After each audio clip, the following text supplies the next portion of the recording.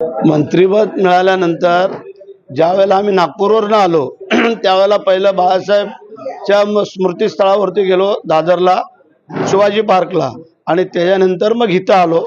त्यानंतर काल पण इथं होतो. आम्ही ज्या ज्या वेळेला येऊ त्यावेळेला बाळासाहेब भवन हे आम्ही कार्यकर्त्यांसाठी जे काय एकनाथ शिंदे साहेबांनी करून दिलेलं आहे त्यासाठी आमच्यासारख्या मंडळींनी इथं आठवड्यातून 1-2 दिवस देऊन महाराष्ट्रातील येणारी जे काही जनता जनार्दन आहे त्याला सामोरं जावं ही आमची भावना आहे. परत आज तुम्ही आलात, एवढं रात्र देखील अनेक लोक तुमच्यासाठी उपस्थित राहिल्या, महिला देखील उपस्थित, काय सांगाल, काय सांगा? हे वेगळं प्रेम आहे.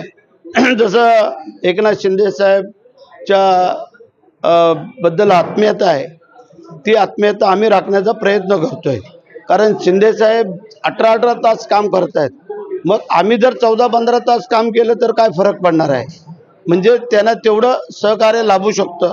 प्रत्येकाने थोडा भार हलका केला तर साहेबांची परत जो काय जोश आहे, जे काय मधल्या काळामध्ये जी काय धावपळ झाली, पळापळ झाली, एवढी त्यांना आजारपण आलं, सगळं आलं, तरी पण सगळं पाठीवर टाकून त्यांनी जे काही या निवडणुकीला सामोरे गेलेत.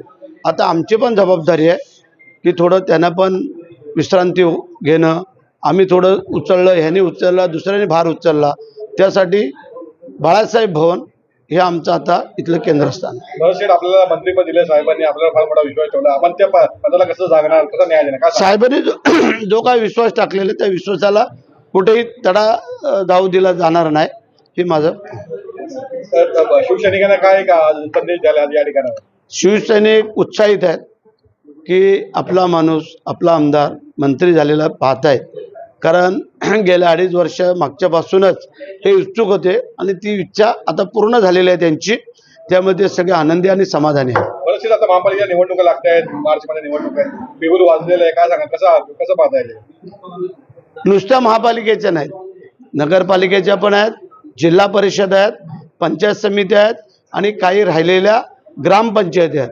तेव्हा आमचं फाउंडेशन हे ग्रामपंचायत, मग जिल्हा परिषद, पंचायत समिती, काही प्रमाणात आमच्या तालुक्यामध्ये एकच नगरपालिका किंवा नगरपंचायत आहे.